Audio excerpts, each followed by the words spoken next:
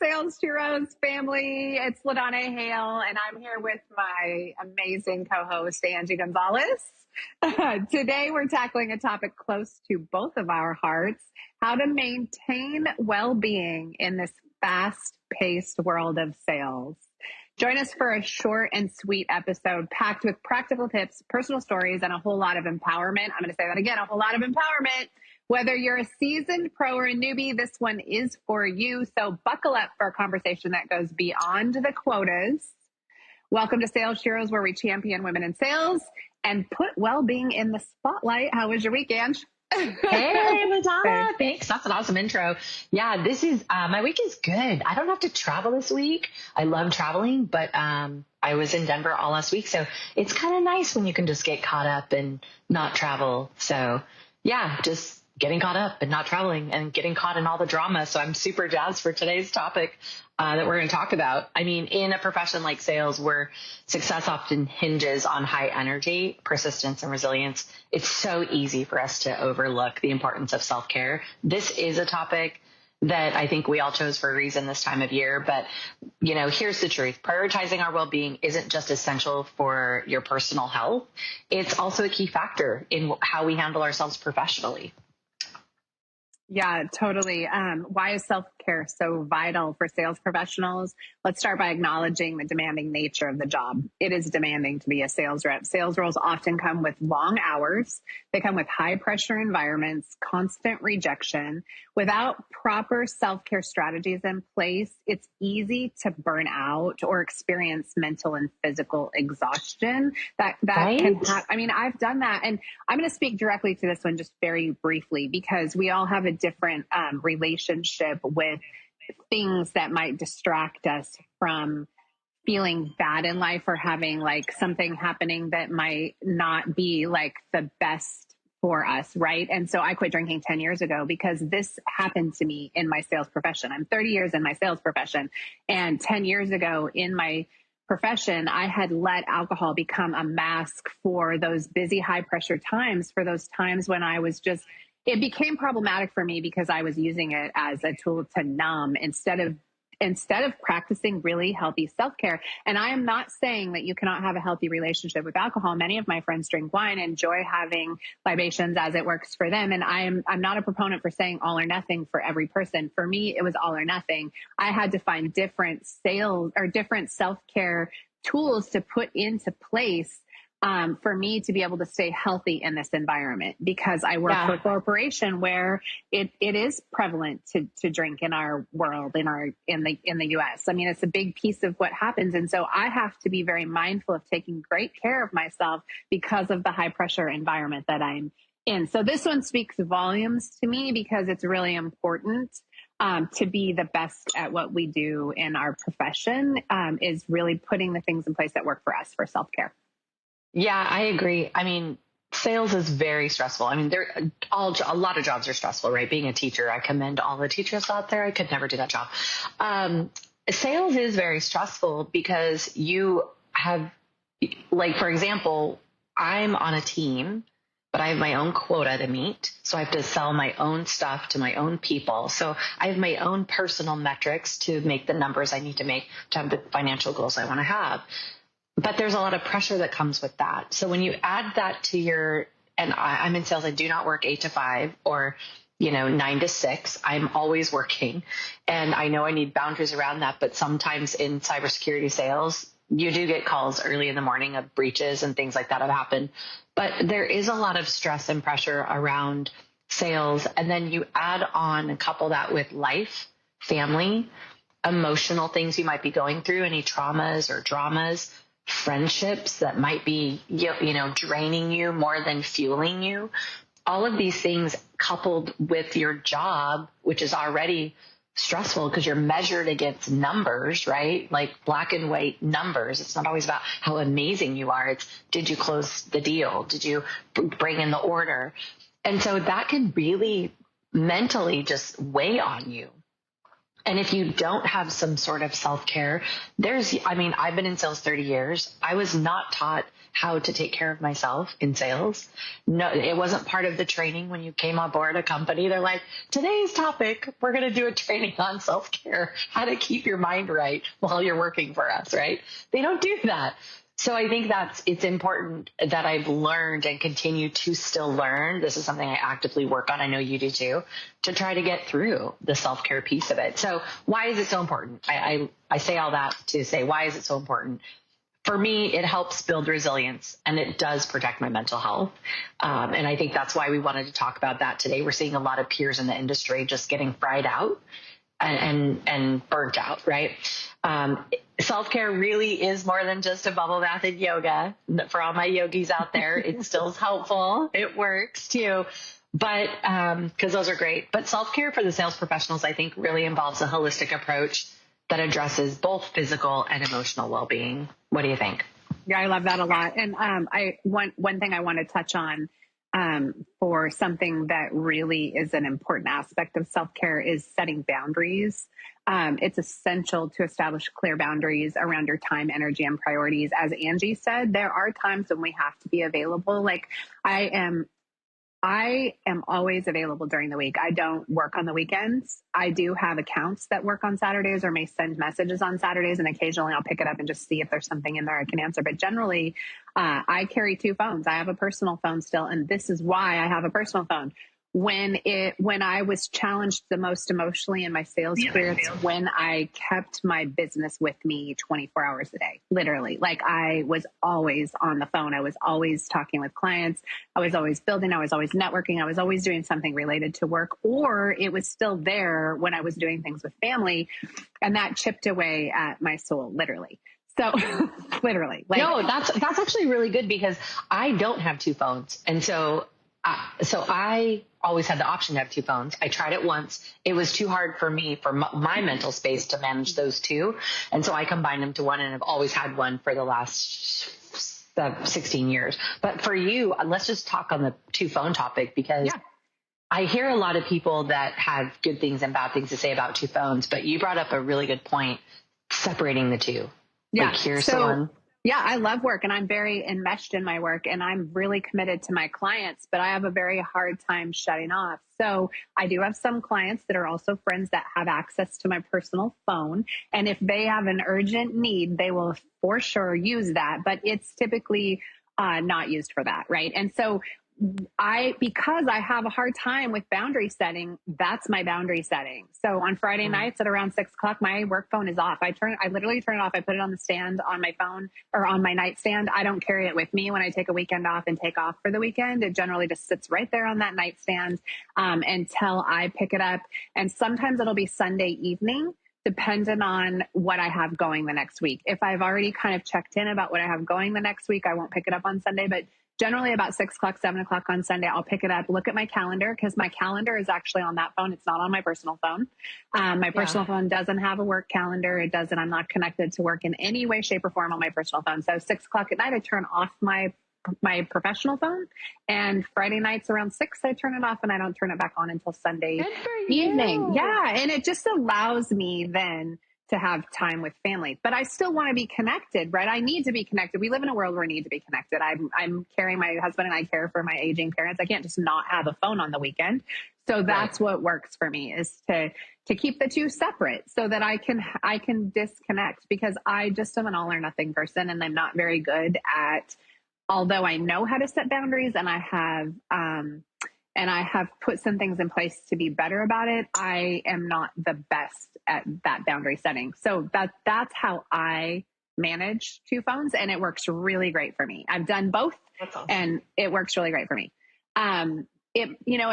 In going back to talking about boundaries, it might mean scheduling regular breaks throughout the day. Maybe it means setting limits on after hours work time, like that. I've set limits on my after hours work time. Learning to say no to tasks that don't align with your goals. And so this is really important. If you don't have your goals written, and here's how I write my goals. I'll just say this. And I have a workbook that I've written about it, and it's coming out in a new 21-day format, up leveling, and it's going to be called Up Level, and it's up leveling your life and business. life and business, not just life, not just business, life and business is so important. But this is how I write my goals. I write a goal that I'm always working on around my physical, my personal relationships, my physical being my physical health, my personal relationships, my spiritual practices, my business, and my finance. Those 5 things, there's one thing that takes precedence over everything else. And this is how I'm able to set boundaries, because I know what those 5 things are in each of those one areas that I'm working on a goal, an up level, a getting better at that one thing. And then as that thing gets that improvement, or I check that off the list, then that goal changes. And so for always, for a regular amount of time, I'm always working on up leveling that one goal in that area. And then when that gets up leveled, I insert something else in there that I can be empowered and improve on, because as human beings, we're the best when we're always evolving. And so that's how I write my goals, right? That's just a really simple, easy way for me to always be like, doing a checks and balances. When I pick that phone back up on Sunday evening, I'm also looking at my week. I'm looking at my journal. I'm looking at those 5 goals. Where did I spend my time last week? What needs an adjustment? I've been gone too much from family this last little bit. My personal relationships and friendships has gotten a lot more time over this last month and a half. And so I'm making some adjustments there, because I easily looked and went, okay, my husband needs a little bit more time right now. Right. So that's just a really easy way for me to do the checks and balances, is to have a really clear area where I'm writing goals. Because then I know when I need to say yes and when I need to say no. It makes boundaries easy. It makes boundaries easy, where before for me, I hated to say no to things that looked fun, or no to things that someone needed help around. But sometimes you have to say no because it doesn't align with your priorities, your values, and your goals that you're working on. Making sure that you're disconnecting also, because I have 2 phones. That means that my personal phone has more of my social media on it. And so on the weekends, because it's such a habit to be on my work phone during the week, evenings and weekends, it can get easy for me to pick the phone up because I'm used to checking it, right? I'm always checking my email. I'm checking my phone for phone calls, missed phone calls, things that need to be taken care of. So it's an easy replacement to slide that personal phone in and then be looking at social media more. So that's something I have to really work on, is disconnecting from technology altogether. Like, even though I carry my personal phone for photos because it's fun to do photos or short form video for our Instagram or whatever, right? Like, sometimes you just need to turn that shit off. Like, right. Literally, like, shut it off. Don't carry it. Who cares if you miss a picture? Let someone else use their phone to take a picture. I guarantee someone that's with you has a phone. That's true. And that's a good point. Remember, right? Your phone is like a computer. So just as we shut down our computers to restart, which does all the patching when they have security issues, you need to do that to your phone too. So for everyone who goes, I never turn my phone off, you physically want to turn it off and give this phone a chance to reset. Do any updating patches, like all that stuff. Keep the security in place. That's a PSA statement. Yeah, that's awesome. Thank you for sharing that. And the 2 phones thing is interesting because I don't want to carry 2 phones, I've had to learn, and I'm still learning, to draw the boundaries. When am I on the phone for work? When am I on the phone for personal? When am I on the phone for family, right? So yeah, I think another crucial aspect of self-care for any sales professional really is managing our stress and anxiety. That's the big one for me. The nature of sales often means dealing with rejection, setbacks on a regular basis, which can definitely take a toll on all of our mental health. So finding healthy coping mechanisms such as exercise. We talked about this before on another one of our podcasts, meditation, talking to a professional. We're both huge advocates of counseling. It can help you navigate these challenges more effectively. What I like to do when I'm kind of stressed or have anxiety, not really when I'm stressed or anxiety, but what I do every day to help keep me from feeling stressed or anxious is I do like this. It's called a bookend method. I don't know if you guys have ever, feel free to Google and research this, but it's called the bookend method. And what I love to do about the bookend method is I start and end my workday with a routine that completely includes self-care. So for me, it's getting up in the morning. I have a few minutes of my personal development time. I can work out, I take a hot shower, and then I kind of visualize what I'm trying to achieve in the day. I love that. Then, yeah, it's cool because everyone's like, I don't have time for stuff. And there's days where my workout might just mean a walk or, actually in the gym. I no longer, I've kind of released myself of putting pressure and burdens on myself. I didn't work out today. Like, I need to work out to be this size, to be this. Girl, I woke up today and I'm thanking the good Lord because I woke up. You know what I mean? So from that perspective, it's like we just got to go back sometimes to the basics. But anyway, so I start my day with that. And then I also end my day by reflecting on my gratitudes or reflecting on my day, doing my gratitudes. And then that's when I do my journal and meditation. I've kind of pivoted what's working in the morning or evening. And for me, I'm really reflecting better and having more gratitude around the evening time for me. So when I go to bed, I have like 10, 15 minutes where that's what I'm doing. I'm not on the phone, and I'm really doing that end of personal development time. So I'm sure many of you are thinking, how the heck do we fit all these into the day? But I think you and I both know what we were like before we did steps to take care of our self-care and mental health and anxiety and stress. So you are doing yourself a disservice, just talking to our sheroes out there, if you are not doing some sort of self-care in your day, because we are being pulled in so many directions. We wear so many hats. Like, LaDonna, look how many hats you're wearing alone. Like, just as watching our friends go through it. And that's stuff you and I even talk about that sometimes too. Like, I can be on with you and in maybe 2 minutes go, like, you're pretty stressed out. Like, let's talk about it. And then give you that release, of like what's going on in the world. And I think that's important for sheroes to remember. Pay attention to our friends and family. Like, do we need to be asking that question of, how's work, but what's going on with you? How's that going? So yeah, make time to fit that in. You're going to love it if you do. Yeah, I love that. It's so necessary. Speaking to the how the heck do I fit these into my day, as Angie said, being self-aware is what I wanted to chat a little bit about next, is not to underestimate the power of self-awareness in maintaining well-being.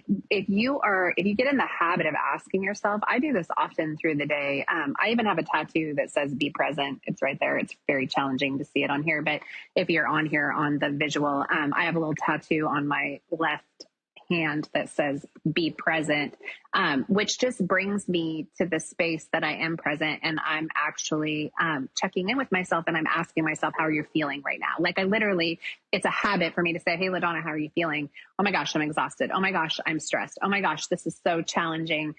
Because if you don't pay attention to those warning signs, that's when burnout and overwhelm happens. And the other thing that Angie referenced just a little bit ago, don't hesitate to ask for support when you need it. Like, I know how to ask for support when I need it. Like, when Angie and I first started today, we talked because we're also really good friends. And so we haven't chatted physically other than text a bit this week. And so I shared where I'm at, because I do carry the workload of a lot, not just work, but emotional. I have a lot of emotional responsibility and physical responsibility for my aging parents. And so I'm in this phase where I have 4 grandbabies and 2 adult children who are amazing and married and doing their thing and living their life. And they're a very active part of my life, but my parents are my responsibility. And when your parents become your responsibility, as a 52-year-old woman who thought she was going to be in a phase in her life that she had all this freedom and power to do whatever the heck she wanted, but things shift, that means you do have to check in a little bit more. And so not being a martyr and saying any of that, but saying that you have to find a checks and balances for yourself, because it's important to keep yourself in check with taking care of yourself when you aren't feeling okay. Like, take a personal development day, take a day to just sit and watch Netflix all day. I have to do that sometimes, like, where I just don't do anything else, and I literally watch Netflix all day because I just need to check out, right? Like, right. That's okay. That's okay. Those are okay things to do. If someone tells you that that's not okay, I call garbage, because if you can be quiet in that space and that works for you, if that becomes 6 days a week and you're only doing stuff 1 day a week, that might be problematic, but I think there's a 1-800 number for that one. Yeah. Anyway, so just pay attention to the warning signs of burnout and overwhelm, and don't hesitate to ask for support if you need it. Yeah. And things are different now too. Companies are focusing more now on mental health. You just mentioned, take a personal day.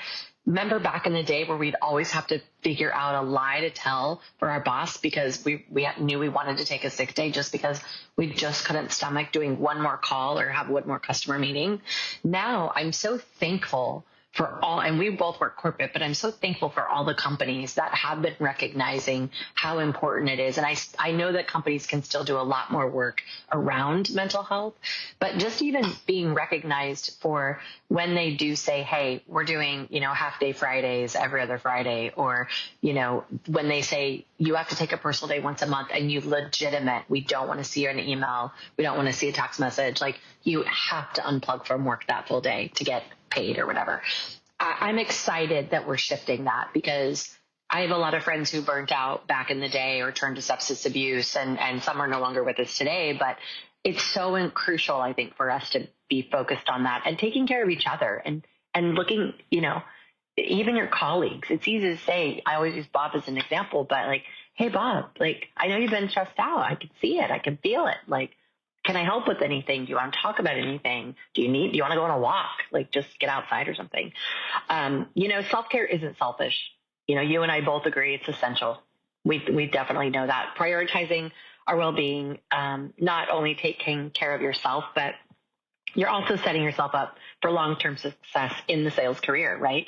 Because sales and mental health go hand in hand. And we talked about that on another previous podcast too, how important that is.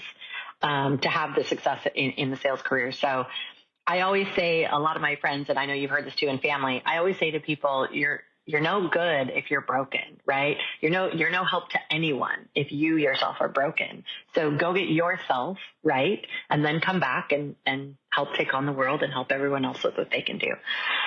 For me personally, I think it's good for us to share what we're doing, but I think for me personally, engaging in hobbies, I tend to like a lot of things all the time. It's hard for me to just sometimes slow down and relax.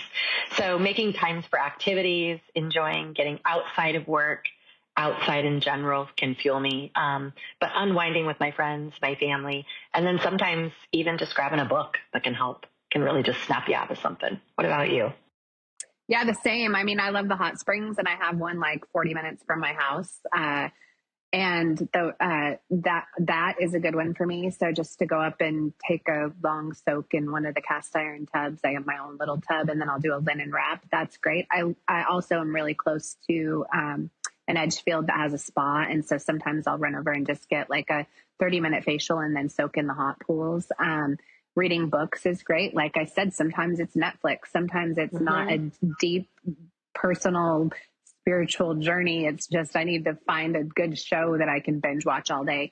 And making time for outside time. I'm doing a challenge right now. So I'm in 75 hard again, but even when I'm not doing 75 hard, because I did complete a full 75 hard in 2019, which is a mental health challenge. It's run by Andy Frisella and his company. So if you have never heard of that, if you are having an area in your life where you want to up level, or multiple areas in your life and you want to up level, it is the most intense, best challenge I've ever completed. And I can say that because I did complete it in 2019. I'm currently on day 16. You go outside for a 45-minute walk or a 45-minute workout, any kind of workout you want to do outside consecutively for 45 minutes every single day. So rain or shine. So this weekend I was at the beach with girlfriends. It was literally snowing on the Oregon coast. So every day I walked for an hour on the beach in the snow, literally in the snow, freezing my ass off. And there's nothing that doesn't challenge you more than doing it when you're uncomfortable. But most days I can slide it in when it's sunny and the birds are actually chirping right now. And it's really lovely. And there's so many, you can go on and research to the nth degree about just being outside. You don't have to be intense outside. I'm being intense currently, like sitting outside in the sun for 10 minutes or just putting your face in the outside for 10 minutes. It raises your dopamine levels. There's so many things that it's good for. So that for me, I could go on and on and on because self-care is really important to me. River time is important to me. Both of the homes that I live in, I'm within a mile from the river. I spend time on the river. Safely as it works to spend time on the river, because sometimes there's sketchy things on the river. But truly, I don't know what that is, Oregon. Come on, get it together. Get together, clean up those river banks, basically. Yes, totally. But anyway, those are some things that work for me. I love that. And I think that's important too. Again, there's so many hours in a day, but people can fit this in. And a lot of times, being sales sheroes, and we're talking about superheroes all the time, we've changed what being a superhero means, right? It used to mean get it all done. You can do it, fit everything in. You're a badass. Keep going, going, going. You can still be that badass. You can still go, go, go if that's your thing. But all we're saying is don't forget to take a few minutes a day for yourself. Even for those busy at-home moms that are trying to figure out how to handle everything, even if it's just the bathroom time.